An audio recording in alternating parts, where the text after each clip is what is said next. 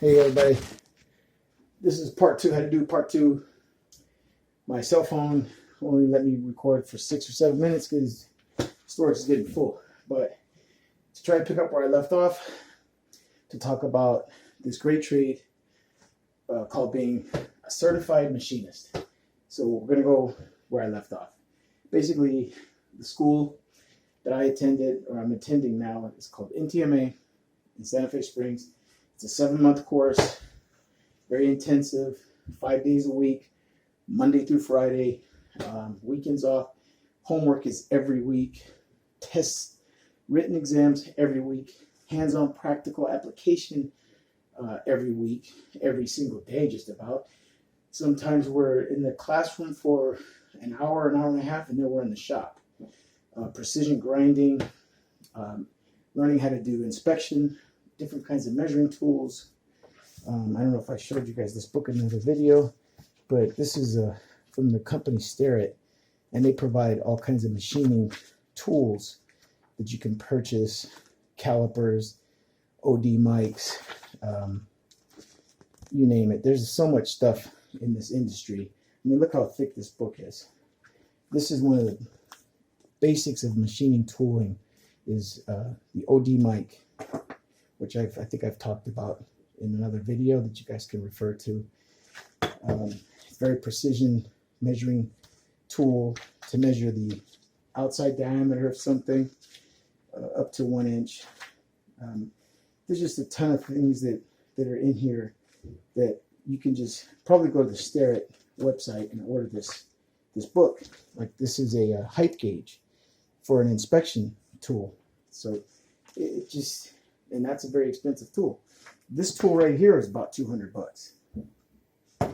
This tool right here, these are dial calipers, $175 to $200. It just depends on the brand and all kinds of stuff. So I have a Starrett one and a Mitutoyo OD mic, 0 to 1 OD mics. They both have vernier calipers on them. This one's just digital, and this one is just your old school vernier, you know. But they both work. They're both very accurate. So back to the trade. 6 months ago, I did not know what a machinist was. I did not know what a machinist did. Now I do. I'm not saying I'm the world's greatest machinist, but I have been trained at a very thorough training course. NTMA instructors all have real-world experience. Most of them have been machinists for at least 25, 30 years. A couple of them 40 years. One in particular that I just finished module 4. There's 5 modules. Each module is 6 weeks in length. 5 days a week, like I said. You're there from 7:30 in the morning until 12 noon, Monday through Friday. They expect you to be on time, and they expect you to make every effort to be at every class. And I don't know if it cut off before I said, but if you can complete each module, which is 6 weeks, each module is 6 weeks, you can complete a module, being on time, and making every day, 5 days a week for 6 weeks, you'll get a certificate of perfect attendance for that training module, showing that you gave it 100% effort, at least to be there on time, and to be there for every single class. No matter what your score on the test was, if you're there every day, they honor you for your effort to be there. Because you do get a little beat up because there's a lot of stuff that you don't know, at least for me. I didn't know everything. I was like, I don't know what the heck is going on. We had to learn geometric principles and geometry and how to read these micrometers and how to hold them right. And they're like, no, you're holding it wrong. Don't hold it like that. And I'm like, I've never held one in my life before. And now I know, why you hold it like that, so it doesn't fall out of your hand, so you hold it like that. There's a reason for that. 4 decimal places, scientific calculators. It's a ton of information coming at you. But when you stick to it and just keep going every day, you get past your fears, you get past your insecurities or whatever, and you stick it out. It's basically boot camp for machinists. It doesn't make you the world's greatest machinist, but it makes you a basically trained, fundamentally sound person who knows how to safely operate within a machine shop environment. You know you're going to have to wear safety glasses when you're inside of a machine shop environment. You should know that. You should know from going to a school like this that you always want to have short sleeve shirts so that you don't have anything that's going to catch onto a lathe and pull you into the lathe, which is a very dangerous machine. The lathe is spinning, and it's spinning at a high RPM in most cases. And if it catches a piece of fabric, or if you have a lot of hair, which I don't have to worry about, ponytails or women, it could pull you in and you're in trouble. It could kill you. One of the things I learned in the machine shop is everything in the machine shop is dangerous. Everything in there can kill you. The vertical mills, the conventional vertical mills, the CNC mills, the CNC lathes, the conventional lathes, the grinding room, which is actually the grinding room is one of the most, I think it's the most dangerous part of the shop is the grinding room. Because if you don't engage that magnet that on the table, when you're putting like a V-block and you engage the magnet so that this holds true, when you touch off with that grinding wheel, that thing is spinning at whatever RPMs, hundreds and hundreds of RPMs. It'll touch that thing off and shoot it across the room, and this big old block of steel can hit somebody. Imagine this coming at you like a bullet. It could take your head off. The wheel itself, the grinding wheel that's moving, it removes material. It doesn't cut like a knife. It removes. So if you touch it with your finger, that part of your finger is removed. It's gone. You're not going to have to reattach it. It doesn't exist. It's no longer. It's mist. It's particles. You're breathing your finger.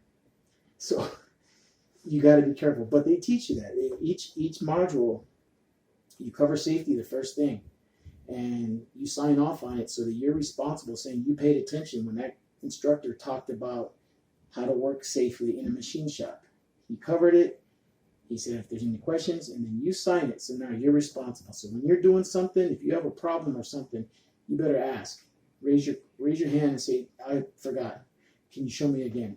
Otherwise, it's on you because you signed off on saying, yeah, I was properly instructed on how to operate this machine safely. I know how to do this.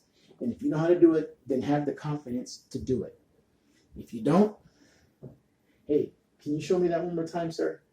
And they may get a little attitude with you, but it's better to get an attitude than lose a finger. So the machine school is very thorough, very well thought out, very well put together. As you go through the modules, your module one instructor will get you the proper instruction to get you to finish, and then you take a final exam after those 6 weeks. If you meet the requirements for the attendance, you were there on time, and you were there for at least 80% of the classroom sessions, and you scored well enough on those exams and the homeworks, then you get to go, after you take your final, you pass that final, you go into module 2. In module 2, they start talking about geometric principles, and you start getting introduced to the lathe and the vertical mill, and then you go into module 3, which you start getting into more lathe work, more vertical mill work, and you start learning about precision grinding and finishing up these V blocks and sending them off to get heat treated, which they're gone for a few weeks, and they come back and you precision grind them to look like that and get that shiny look on them. And they have to fit together very precisely. That's what precision grinding is all about. These parallels are measuring reference points. They're surface reference points for a part that might be in the middle, like say something like that. And you put those within the vice jaws, and this thing is going to hold it so you know that it's evenly spaced between this and between this, because these have been precision ground so that there's the tolerances should be equal tolerances, like against each other. You even have like a weird magnetic kind of phenomenon that goes on there where the molecules kind of attach, but these aren't magnetic. It's just that they're so precision ground that they're attracted to one another. It's one of those kind of things that I don't even know if scientists know why that works. Either way, being a machinist is a good career field. I wouldn't say it's recession proof, but it damn near is, because manufacturing always has to go. People need parts. The auto industry, the medical industry, the gun industry, aerospace, space industry. Everybody needs machinists because machinists make parts. And I'm just glad that in America there's more of a push now for internal production, manufacturing versus sending it out to China or someplace else. Nothing against another country, but we need to take care of our own high school students who are graduating, who are looking for career choices. Maybe they don't want to go to college. Maybe they want to go to a vocational college like I did, or technical college. Maybe they want to go to the military. I did that as well. I was in the Marines. I didn't know anything about being a machinist. I went to the Marines and I was artillery for 4 years, active duty, getting deployed and going to Korea and Okinawa, Japan, and running around like a fool at 18, 19. But it structured me, taught me discipline. They helped me to channel that energy into digging a hole, standing fire watch, shooting a rifle, running 5 and 6 miles, doing hundreds of push-ups, doing martial arts training, and shooting artillery. And it was a good time. And I do not regret going into the military. So that's an option. But I really do wish I would have known about being a machinist, because even after I got out of the military, out of the Marines, I could have went into the trade. But another one is welding, and I've been taking welding classes, so I have some certifications, and I'm going to complete that and become a certified welder, which is also really, really good. But right now, I'll talk about being a machinist. Again, 6 months ago, I didn't know what it was. Now I do. Blueprints, very, very, very, very important part of the machine trade. Blueprint reading, math, and you get a scientific calculator, they issue you that.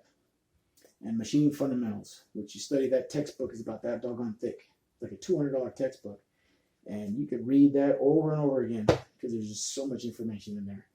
But for anyone interested in becoming a machinist and who doesn't know what it's all about, try NTMA in Santa Fe Springs. It's NTMA, National Machinists and Trade Association. And I don't know, there's other schools in Southern California. I'm in Whittier, but I think it's a great career field. I really like it. I'm grateful for the instructors. I'm grateful for NTMA. I'm grateful for God for putting me at that school. And we're at the cusp of graduation now, and I feel good about being able to say that we made all these different things that we had to program to make. And you learn programming. You learn safety. You learn working in a high-speed environment with technical data and making things precision, as precise as you possibly humanly can with your conventional skills, and then the computer numeric controlled skills. And there's always more to learn. It never stops. You can go into different directions. You can become a tool and die maker. You could become a programmer, CAD, Master Cam. Computer-aided machining, or CAD, computer-aided drafting. But sky's the limit, and I just wanted to talk about the trade of being a machinist for anybody interested. I'm not a super expert. I do like it, and I plan on learning more and more and taking on follow-on classes as soon as we graduate. We're due to graduate in May, so I look forward to that. And again, I'm glad I'm in this new trade of being a certified machinist. Thank you guys very much for watching. And I hope you found something here that was useful to you. Take care of yourself. Late.